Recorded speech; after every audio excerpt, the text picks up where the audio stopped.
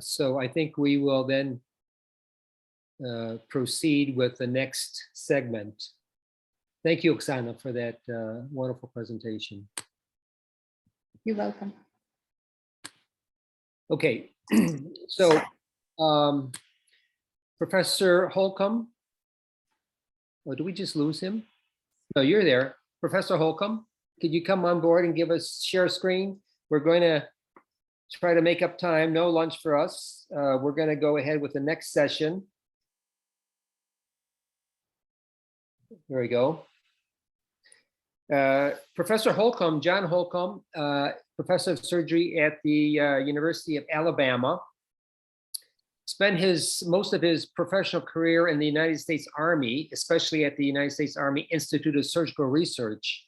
He is an expert in trauma and resuscitation and has received multiple awards from the American College of Surgeons, from the various Army institutes regarding his work in trauma and surgical research.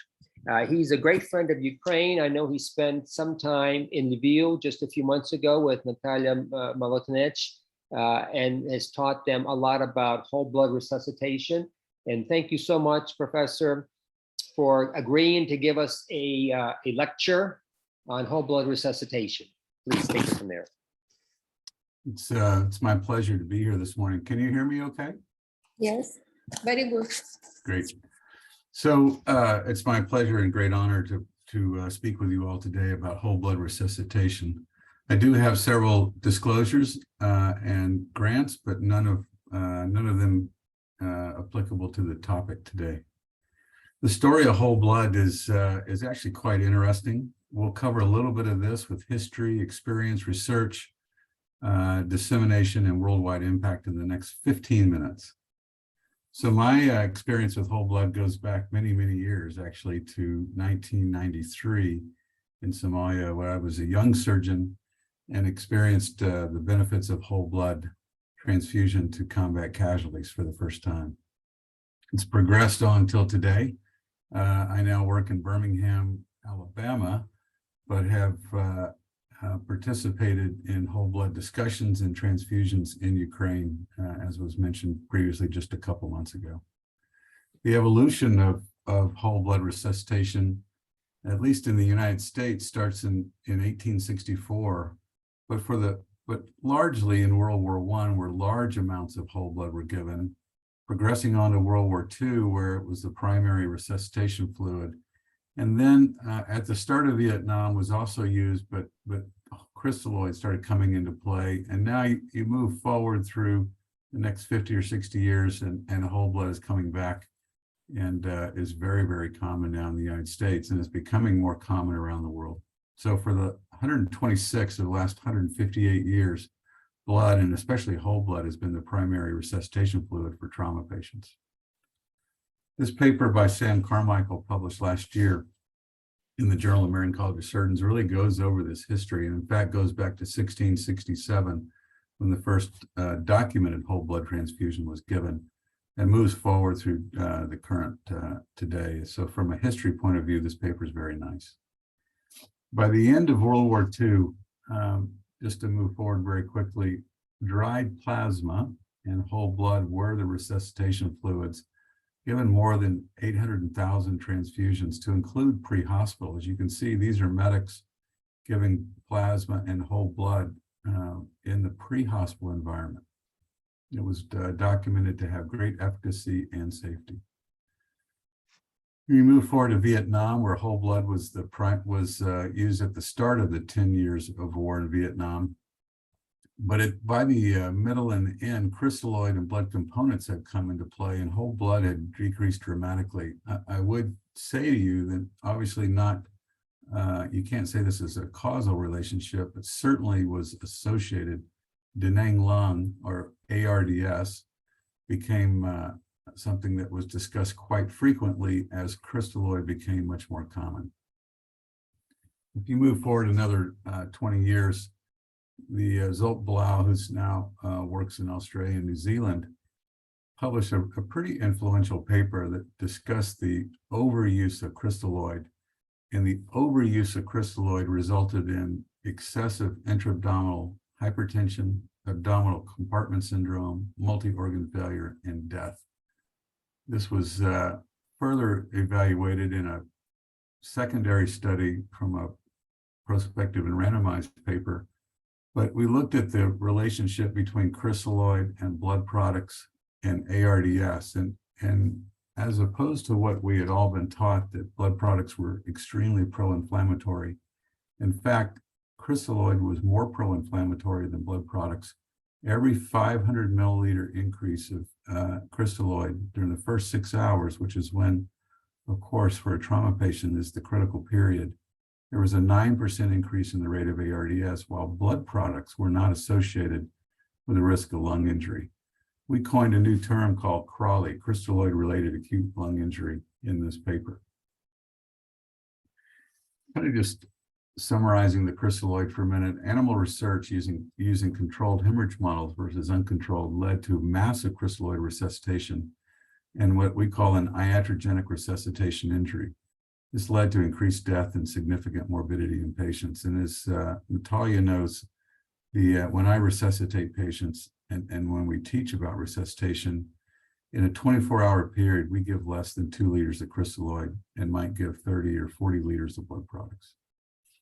If you move forward to my personal experience with whole blood, started, as I said previously, in 1993, where we took care of combat casualties in Africa and used whole blood for the first time in the US combat forces since the Vietnam War. Subsequent to this, multiple papers have discussed the use of whole blood, both in the civilian world and in the deployed setting in Iraq and Afghanistan. And in fact, in 2014, the Tactical Combat Casualty Care Group, which is a standard of pre-hospital trauma care really around the world, recommended whole blood as the primary recommended fluid in the pre-hospital setting. This paper came out in 2014 and has really become a standard in the tactical combat casualty care setting and in many civilian pre-hospital settings. Now, in the civilian world, Jeremy Cannon wrote a paper published in the Journal of Trauma in 2017 and summarized a care guideline from the Eastern Association for the Surgery of Trauma, talking about balanced resuscitation and whole blood as well. So these two papers now, several years ago, document that the leading associations for pre-hospital care and in-hospital care in the United States support this practice. The Joint Trauma System, which in the US military has really established the clinical practice guidelines for care, talks about the use of whole blood. And the first guideline was written in 2004 and updated, has been serially updated since then, as recently as 2019 on using whole blood. And another great paper for those who haven't utilized this product was published in 2016 by Phil Spinella and Andre Kapp, and really goes through a lot of the issues that people talk about and related to whole blood. And the summary of all these really is that using whole blood is a very logical conclusion.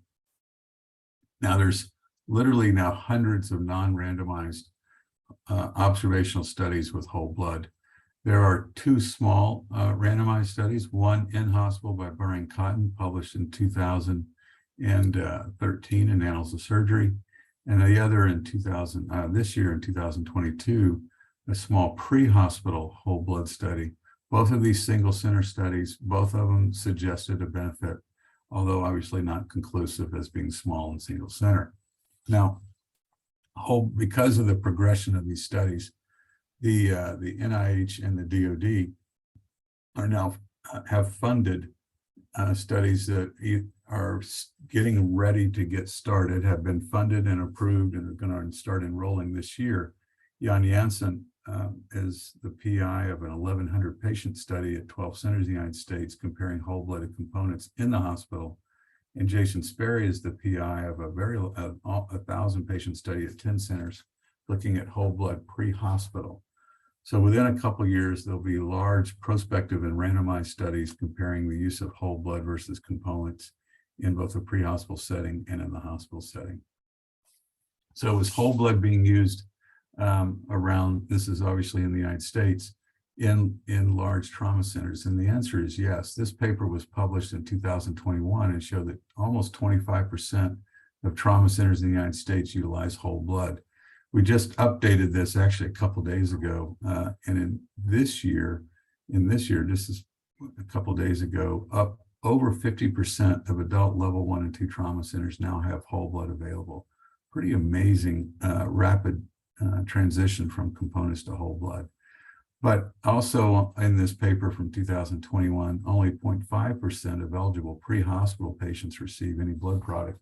In the United States, this is related to billing and financial issues rather than medical desires. Now, whole blood is spreading around the country, around the world. In the UK study with the PI, Dr. Laura Green and Jason Smith is funding, the NHS is funding a large study looking at the use of whole blood. And the French are also conducting a whole blood study as well. So this is not just US centric, but in the UK and France. As was mentioned, I had the opportunity to visit Lviv in April of 2022. Subsequently, been back several times working with our Ukrainian partners. We spoke about whole blood and visited extensively with the leadership, with Natalia, with Hanat, and with the blood bank colleagues. And 2 weeks later, whole blood was in the emergency department in the fridge, which is extraordinarily impressive and speaks to the rapid change that can occur when under the pressure of receiving combat casualties during wartime. And then subsequently, on July 11th, as many of you all know, the medical care standards by the Minister of Health came out and said that whole blood, both pre-hospital and in the hospital, to include TXA and balanced resuscitation, a walking blood bank, could be utilized in the care of patients, which is extraordinary, going from no whole blood in Ukraine and now having the Minister of Health publishing guidelines documenting support. So the worldwide impact of whole blood is actually starting to spread pretty rapidly. If you go to PubMed, you can document the rapid increase in publications. In many centers, whole blood is being used for non-trauma patients as well. And it just documents the innovations from war that move into civilian space and rapidly become a standard of care. Of course, not everybody believes in the use of whole blood. It reminds me of Cervantes' book from the 1600s with Don Quixote. And it just reminds us that it is okay to challenge authority. It's okay, sometimes upsetting to those who hold to the status quo, but it really is the only way that progress is made, especially in the times of war. So in summary, in 1993, whole blood was used by United States forces for the first time since Vietnam. There's been a large explosion of interest. There's DoD and NIH funding in the United States and funding for prospective randomized studies in other countries. And I just would close that what we do really does matter with research funding, clinically and policy. And of course, we keep our laser focus on improving our patients' outcomes. Thank you very much. And again, I just would thank you for the opportunity of participating in your important symposium. I'm happy to answer any questions.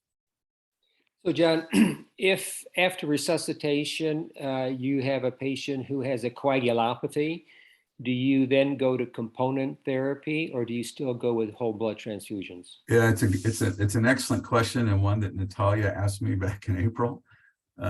So, you know, coagulopathy is very interesting. Coagulopathy is often defined as an abnormal lab value. As a surgeon, I look at the lab values, but I also look at the wounds.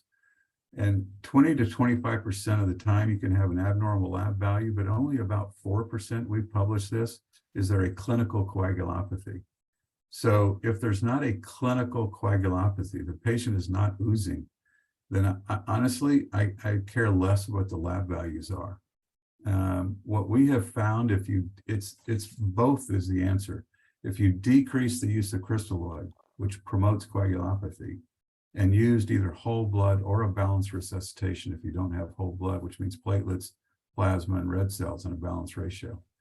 A clinical coagulopathy is extraordinarily rare, even with 20 or 30 liters of blood product transfusion. So the answer to your question is, if there is not a clinical coagulopathy, I don't really care what the lab values show. If there is a clinical coagulopathy, then using whole blood and or components to fix the part of the coagulation system is out of balance is very appropriate. Either one is fine. Thank you. Thank you very much for that elucidation of whole blood resuscitation. Do we have any other questions? Well, thank you very much. And thank you also for your service. Thank you for your service in the armed forces and coming to Lviv and helping our Ukrainian brethren.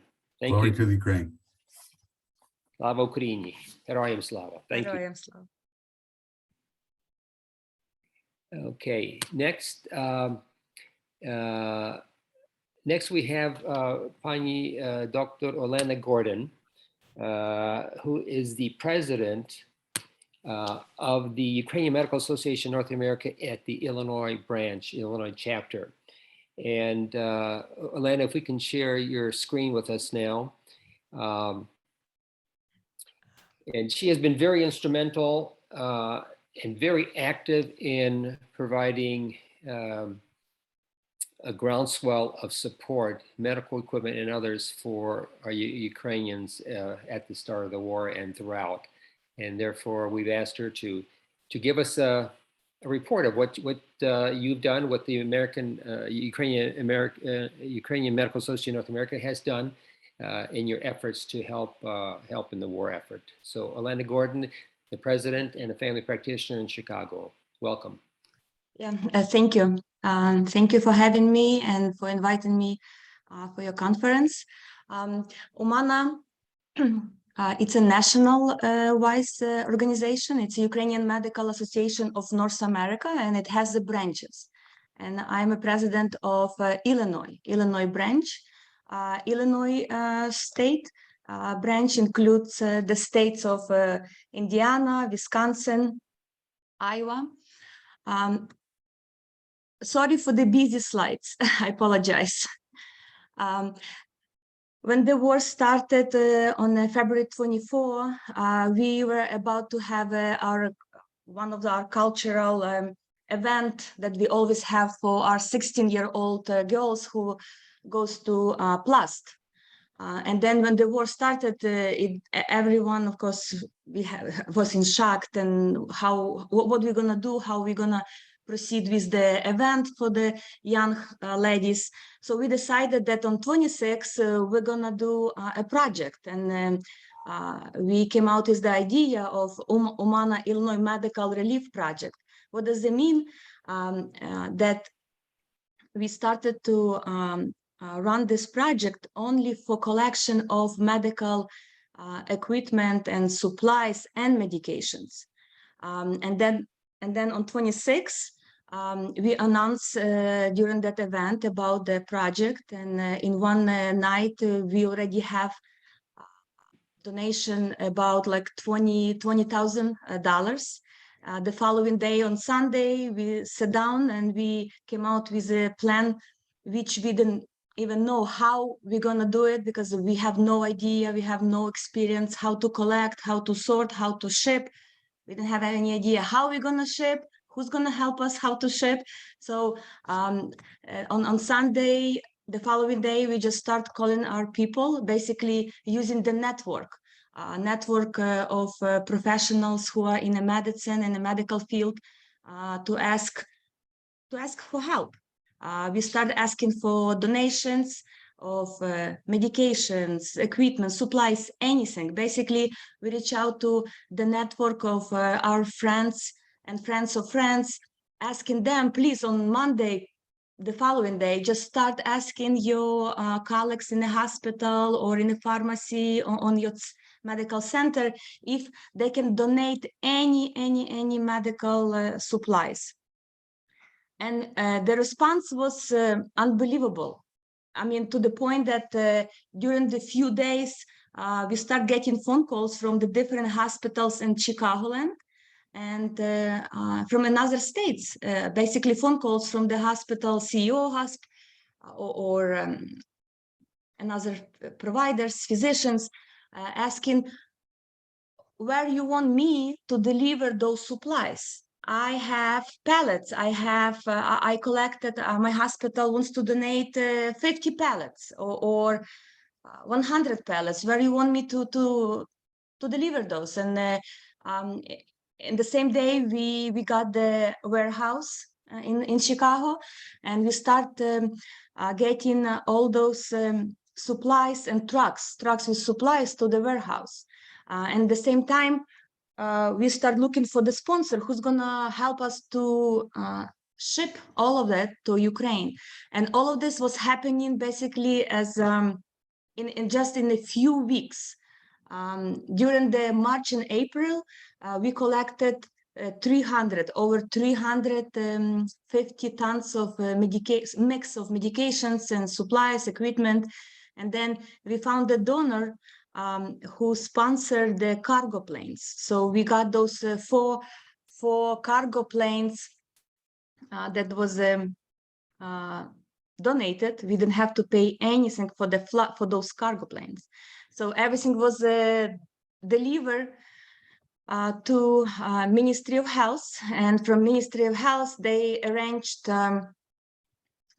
delivery to the warehouse in Lviv and by Lviv. And from those two warehouses in Lvivska Oblast, in the Lviv region, everything was distributed to the most of it was distributed to the east and south of Ukraine, to the hot spots and hot zone. During this process, we created the huge logistic network, and the same as a network of physicians who are in Ukraine and who helped and still helping us to distribute and deliver now more, not anymore as those big 350 tons, but suitcases. After we sent those 4 planes, the 350 tons, we decided to proceed with suitcases. So what does it mean? Every week, someone volunteer flying to Poland, and from Poland we have another volunteers who take that to the Lviv. And each suitcase worth from $5,000 to $10,000. So basically, luggage. We packed with the most necessary, very critical medications as a IV, Nutrivenous, and different. I'm not talking about the simple like Tylenol. I'm talking about the antibiotics, the diuretic, the heart failure medication, the onco medication, anesthesia. So we sent over the 600. We sent over 600 big, large suitcases to Lviv.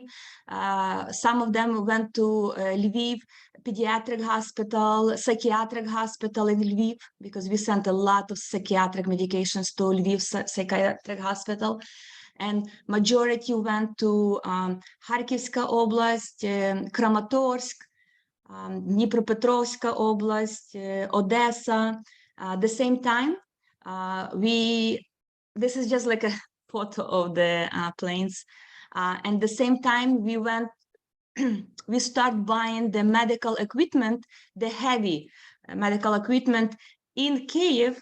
We found this Dutch medical company who had a really good prices and discount for us, because we decided, okay, how are we going at the same time? What else we can do? How we can support the economical status of Ukraine. So we start buying some of the medical equipment in Kyiv, and which we realized that was much easier. And plus the equipment that was in Kyiv, physicians in Ukraine already know how to use those. So they don't have to spend time and figuring out how to use the wound vacs or how to use the US external fixators. So it was a much, for them, easier and quicker. And at the same time that the company would deliver, they even go to like Kryvyi Rih and Kramatorsk, like they went like really far and installed or surgical lamps or neurosurgical tables, craniotomy, just name it. Any those good stuff that they're very, really important during the critical surgery and for the wounded. We bought it in Kyiv and it was delivered to the different spots in the hospital. Then in June this year, UMANA Illinois got the Humanitarian Global Health Award for 2022 for the work that was done during that really short period of time. I know it's been more than 7 months. People really tired, the community tired and exhausted. The donations went really down and budget are low, but we're still doing everything we can just to continue help. Even if it's just 5 suitcases or 10, we will pack, we will deliver. And we're trying to do the fundraising to raise money because we still continue buying the equipment in Kyiv. If you have a question, how we know which hospital, what they need, as I mentioned, we have a network of physicians in a different east and south and in Lviv area and military hospitals. And the most, I would say, rewarding, it's when you send it, they always send us back confirmation and video and pictures of the surgery, of how they're using the supplies. So basically everything that we sent, and we sent a lot, we have all of confirmation about how it was used and how they're using and what place, what hospital it went.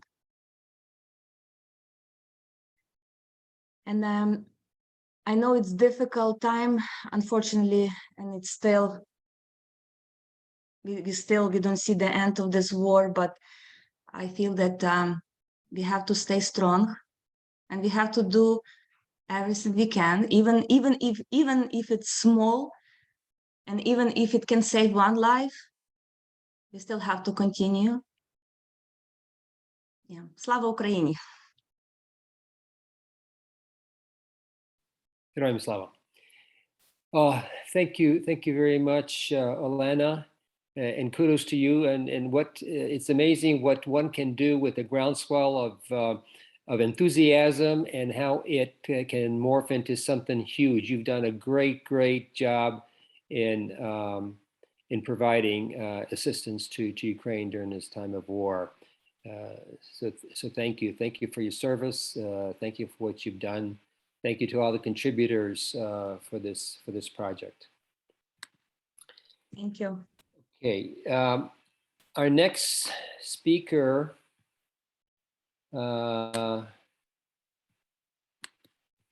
should have been Ivano-Frankivsk, the CPO of Revived Soldiers Ukraine. I called her and she's taking her kids to school, so she will call me when she's available, and I think we'll just end her to the end of the program. While waiting for Tomycz, who is our next speaker, he will be here in just a few minutes. I want to give just a short presentation. So if I could share my screen. You know, I wanted to add this. I would have contacted the people. The Med Global is a nonprofit based in Chicago. It's an organization of physicians and nurses who take part in mercy missions and emergency missions to war conflict zones. They're composed of some Syrian physicians, and so they have been very active in Syria during the war there. And when the war broke out in Ukraine, they immediately decided to go to Ukraine, and their forte is training physicians in disaster management and chemical war management and the like. And they just came out with this press release as they returned from Kyiv. They did suffer, or they were there during the bombardment of Kyiv just this few days ago, but they safely returned after their medical mission. So what they've done is they did a training mission in Kyiv, which consisted of chemical weapons preparedness, use of portable ultrasound in the management of trauma, and advanced nursing practices in triaging and infection control. The Med Global NGO has had 7 training missions in Ukraine since the start of the war. They composed of volunteer doctors and nurses, and they have trained more than 750 of Ukrainian healthcare providers from across, from about 42 different hospitals on mass casualties and disaster management. They've delivered an estimated $200,000 worth of medical and surgical supplies. And this latest mission, 7 US doctors and nurses just returned from the mission to Kyiv. And I want to just quote what one of the physicians said. "We are humbled to stand in solidarity with the healthcare workers and civilians in Ukraine during these tough times. We are learning from the dignity and the courage of our colleagues and are determined to partner with them until the end of this crisis and beyond." So yes, they were there during the bombing, and luckily no one was injured, and none of the healthcare workers they worked with were injured. Just a few photographs of their work in the teaching, both classroom teaching and practical teaching. With you can see there the chemical warfare get-ups. And then some of the other practice sessions. And then they also met with the Minister of Health while they were in Kyiv. So I just wanted to mention that to show you how various organizations are helping out, and how we're privileged to have people that are even non-Ukrainian, as Professor Holcomb has done, have gone to Ukraine to help in whatever their expertise is.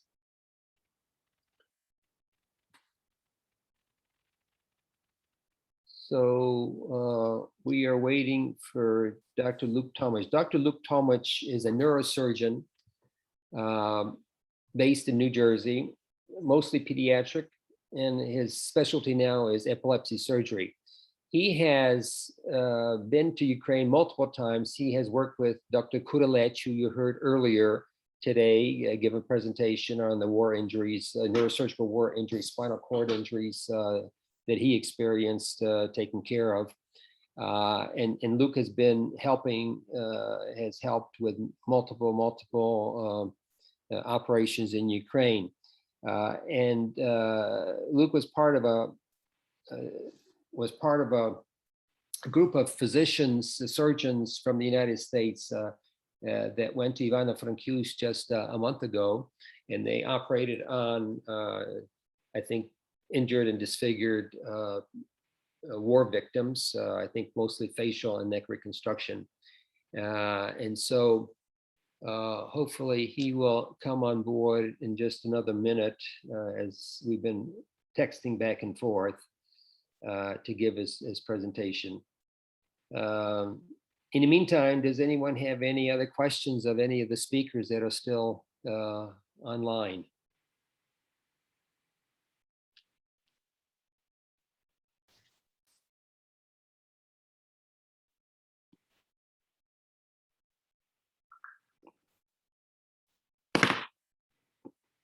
Okay, Luke is coming on board, he says.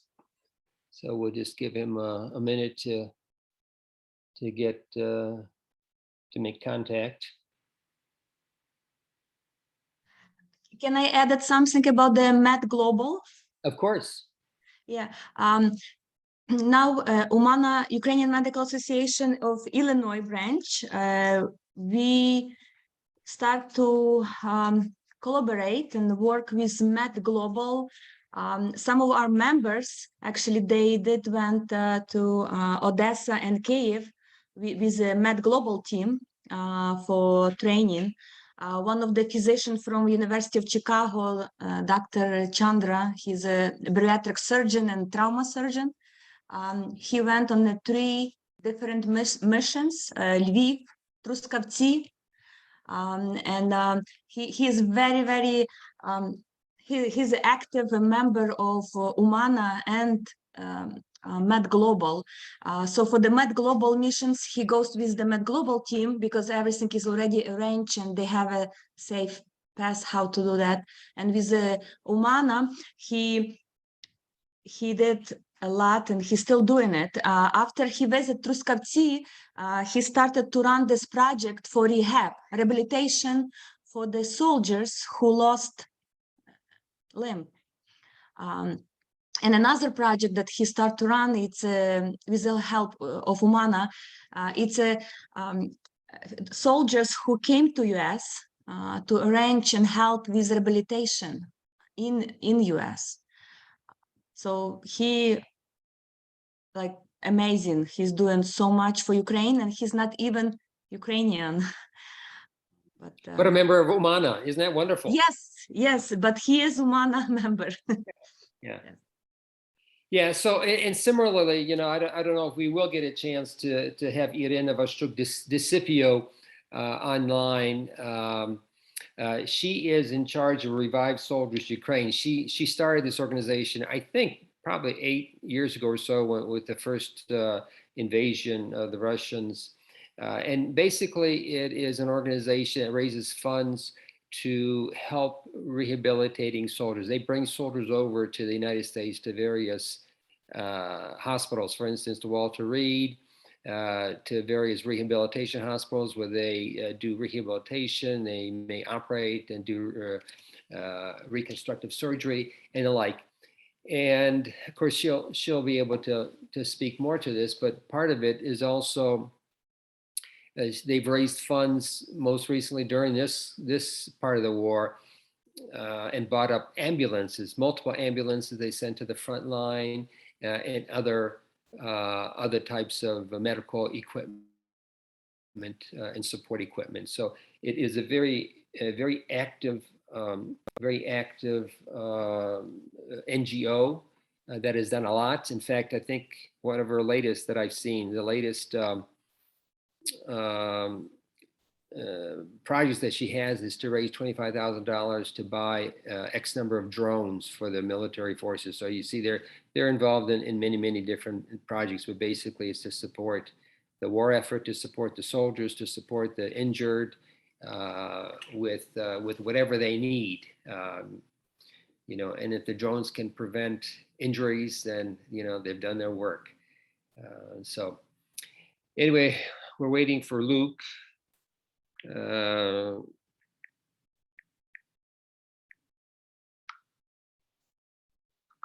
don't know what he may be having difficulty. About the ambulances, I want to add something as well.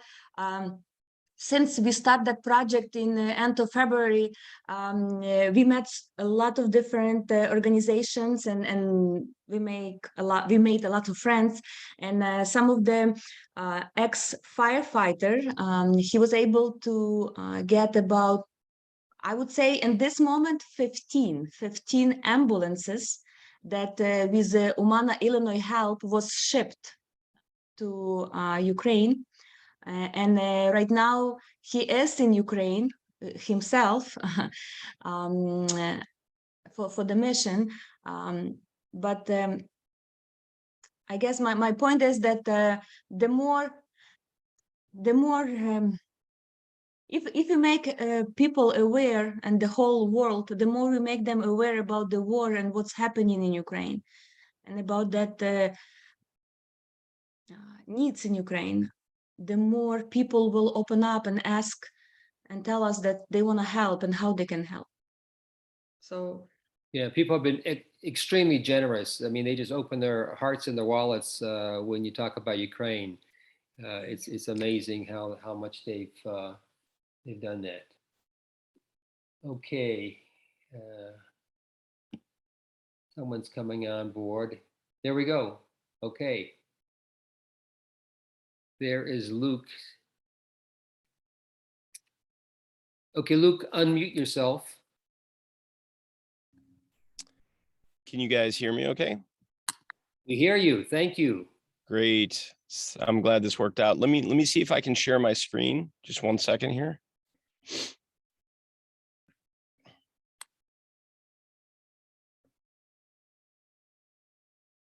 Are you seeing my screen? But if you can just enlarge the. Yep. 1 second. 1 second. Yeah, thanks. Okay, are you seeing that okay? You got it. Thank you. Great, I'll go ahead and get started. My name's Luke Tomycz. Again, I'm a neurosurgeon in New Jersey, and I'm going to talk about a facial plastics mission that we conducted last month to Ivano-Frankivsk, Ukraine, in conjunction with a number of other organizations, including specifically Razom, Oblastna Likarnia, Ivano-Frankivsk, organization of facial plastic surgeons called Face to Face, and a group in Ukraine called Ingenious. So I'll give you just a little bit of background. We started the co-pilot project soon after the Maidan revolution in Ukraine, 2014. And this was to raise the level of neurosurgical care and neurosurgical training in Ukraine.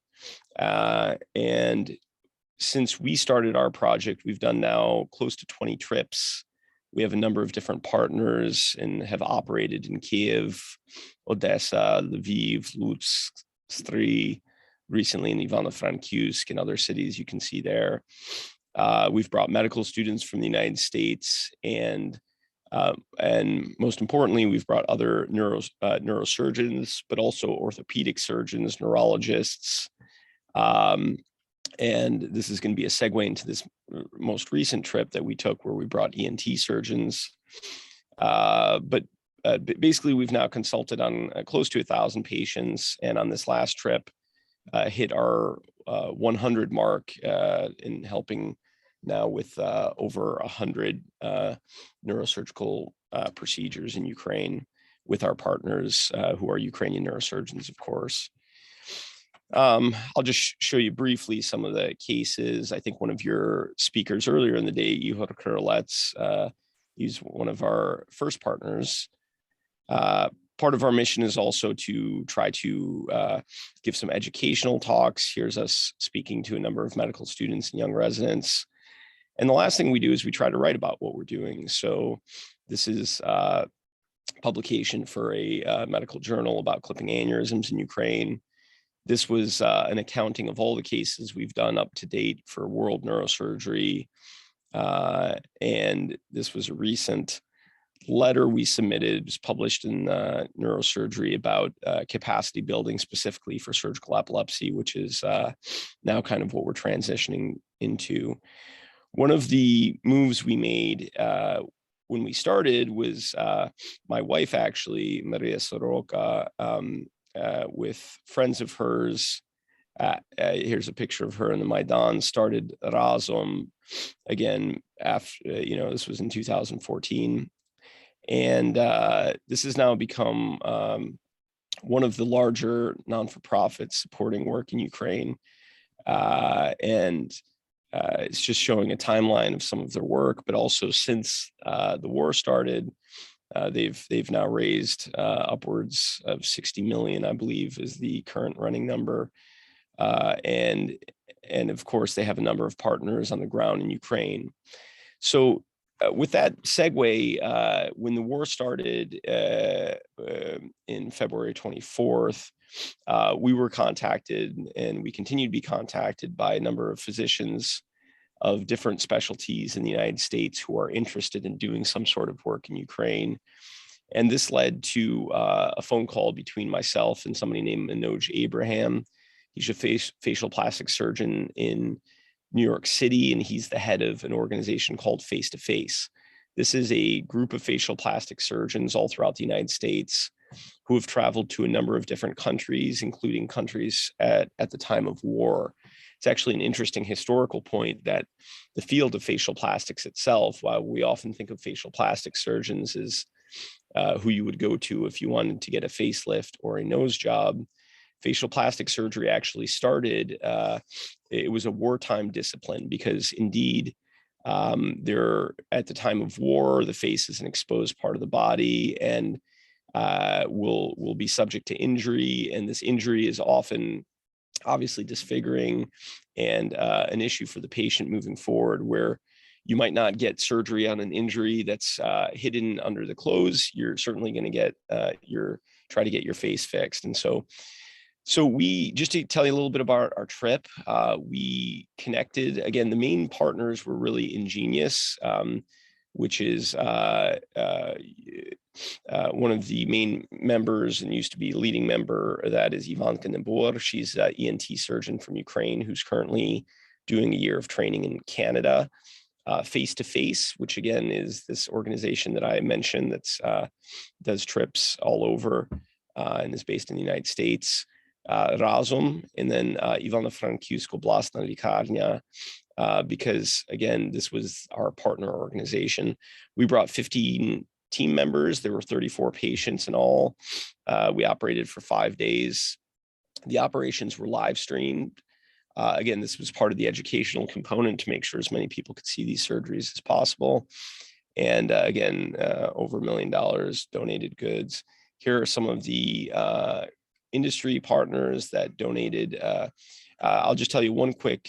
Materialize is this is a group that reached out to us. They have a Ukrainian partner in Poland, living in Poland right now, who saw on Facebook the work that we were doing. And he designs very sophisticated 3D implants for implant into the jaw, implant into the skull. So it was a very exciting thing to be contacted by him. And he played a large role in this trip, this Ukrainian individual from Poland. You can see our initial preparation involved a number of Zoom meetings. And you can see in the upper right-hand corner of this slide, this is what Materialize did for us, this group that 3D prints implants. So here you can see a defect basically in the mandible and how a 3D printed implant was then used. These implants were donated by Materialize and then, of course, brought over to Ukraine and used in surgery. When we initially we traveled, sorry, these are backwards. We traveled to Ukraine, then we had an initial day of screening where we saw all of the patients and made decisions about which of those that we decided we were going to operate on, we were indeed going to move forward with. I think a day like this is always important to make sure that your operative plan is realistic. And then the operating, again, we operated Monday through Friday. The guys, this group of American surgeons had a great time in Ukraine. They were very busy, and just about every night, they went out on the town, of course, until curfew. But they had a great time, and we also had an educational component, as I mentioned, not only live streaming the surgeries that we did, but had a number of talks with media and with surgical trainees. And then here's just a picture to see some of the results. Again, really devastating injuries to the face. In many cases, there were two what we call free flap surgeries done, where there was basically a piece of tissue transplanted from another part of the body, fibular free flaps, to reconstruct bony and soft tissue defects in the face. So really complex surgery. Every surgery, again, was attended by a surgeon from the United States, as well as partners in Ukraine. Our main partner in Ukraine on the ENT side being Dr. Kolmashko, an ENT surgeon at Ivano-Frankivsk. And again, this is just to show some of the, I think Razum did a really wonderful job of kind of curating this trip and organizing this trip. And I think part of what we do when we bring surgeons from the United States is obviously we want to operate and we want them to teach what they know and share their knowledge, but we also want them to have a great time in Ukraine and sort of this soft diplomacy of having a great time and coming back. And this group is already planning to come back in a few months. So that's my last slide. I'll take any questions if there are any. Yeah, Luke, thank you very much for sharing this extremely important mission with us. One question, whenever you do medical missions, especially on a surgical basis, and you do, free flaps and all sorts of complex operations, what is the follow-up and how do you how do you look at this long-term wise to make sure that, what you've done, works? That's a great question. I think, so obviously we've had a number of follow-up meetings. I've been on the phone myself with Dr. Komashko several times. So has Manoj Abraham and the rest of the leadership in the group. Obviously, you can't operate on 34 patients without there being some complications. There was one infection, which we've managed with a drain and antibiotics, and we talked Dr. Komashko through that. She did have to take that patient back to the OR and debride the wound. And there was another patient who had a CSF leak after a cranial reconstruction, and I was in close contact with the neurosurgeon. We treated him for 5 days with a lumbar drain, and he's recently been discharged home. I say home, but I'll tell you, a lot of these soldiers, they would repeat to me, they would say, how long are we in the hospital? Because we want to go back to the front. So a lot of them are going back to fight. But it's a good question. It has led to some discussion about our subsequent trip, because again, when you're doing something like, there were only 2 free flaps. There were also very simple surgeries, but when you're doing free flaps, you want to make sure that you're working with a surgeon group in Ukraine that is ready to do that, has done everything kind of before that in terms of less complex work. And after seeing 5-10 free flaps is ready to, take on this work by themselves. At least that's been the conversation. On the neurosurgery side, I obviously won't go and do a hemispherotomy with somebody who's never done a craniotomy before. I want to do a hemispherotomy with somebody who's ready to take on that themselves. And luckily, we found partners like that on the neurosurgery side. So I do think there is still some discussion among this group of facial plastic surgeons about finding the optimal, we found a great partner in Dr. Komashko, and we certainly will go back and work with her again, but we are open to and continuing to look for other partners just to make sure that this more complex work, number one, that our partners can manage the complications as we go, certainly with our assistance, but also that they can start to take on these cases and do them in their own shop, so to speak. Yeah, Luke, you bring up a really good point that in 2022 we have telemedicine, and that helps a lot because you can see the patient if need be. You keep contact with the physicians and surgeons in Ukraine and close contact with the patients that you operate on. I think that's a fantastic part of what your mission is to follow up and follow through with all your patients. I think also you have a track record for being in Ukraine multiple times. We had Dr. Ihor Kudelech give us a lecture earlier this morning on his experience as a military surgeon with spinal cord injuries. And I know you work with him and his father. And so I thank you for your service, in helping out Ukrainians and teaching, because teaching is part of the important part of what a medical mission or surgical mission is about. Is you got to teach them how to fish, not just do the fishing for them. So that's fantastic. I think. Well, thanks for that comment. And I'll just mention that Ihor recently presented at the Congress of Neurosurgery in San Francisco via remote link, and I'm excited to say that. He has now a lot to teach the rest of us. I think this is the whole point, is, not to view our Ukrainian surgeons as some sort of charity case, but to share what we know and then to learn from them. I think Ihor now has a experience that rivals almost anybody in the world when it comes to treating complex, cavitating spine injuries. And so that's really exciting that he was recently able to present to all of us and show us some of what he's been doing. Yeah, and I think it was exciting. I mean, he did talk about the fact that he came to the conclusion that you should be closing spinal injury wounds with some sort of flap or something.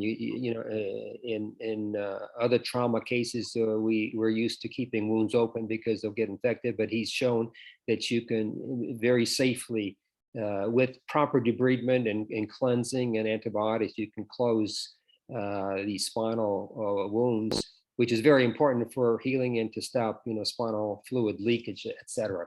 So yeah, you're absolutely right. He's got tremendous experience, and I just hope that maybe you can prod him and help him, publish this. This is so important to get into the world literature. Absolutely.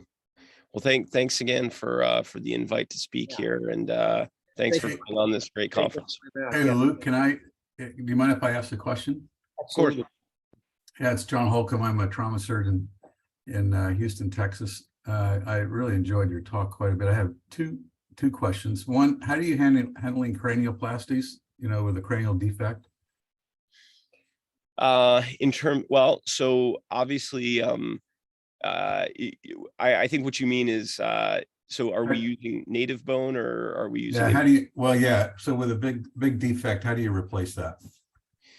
Yeah, so there's a few different ways to do it in the United States, in Ukraine. In Ukraine, yeah. Right. Obviously, if we can use their native bone, that's the first option. But a lot of these traumas, the bone is either damaged to the extent or infected, and you can't use it. So in those cases, methylmethacrylate is still an option that gets used a lot in Ukraine, and mesh implants. So mesh implants, again, we use them in the United States too. They basically will just get shaped so they fit the defect.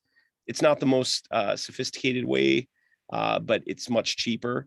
They also do have some of these companies like Materialize that are 3D printing perfect fit sort of implants, peak implants usually. But yeah, I think those would be the three ways: methylmethacrylate if it's a small defect, mesh if it's a larger defect, and in some cases they can 3D print a peak. So is that 3D printing available in Ukraine, or are you guys Yes. sending DICOM images back and then shipping the implants over? So this group that we worked with, Materialize, has an office in Kyiv. So yes, 3D printing is available in Ukraine. The problem is that it's expensive. And so if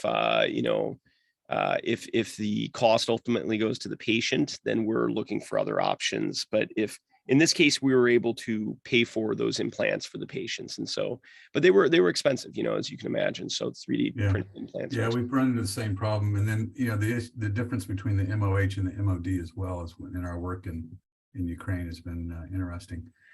I'll just tell you one last thing on this topic. At this last Congress of Neurosurgery meeting, one of my colleagues, a guy named John Forbes, who I've actually brought to Ukraine with me twice, he was involved in a project basically to come up with open software for 3D printing, and so it's a lot cheaper. So it's a open software project to allow anybody with a 3D printer to basically print a cranial implant, flash it, and implant it. And so I think hopefully that's something that'll take off.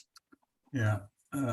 We're working with a group right now. We're, emailing the DICOM images back here, printing them, sterilizing them, and then hand carrying them back across the border and putting them back into patients. It's not trivial. Yeah. Yeah, it's not trivial.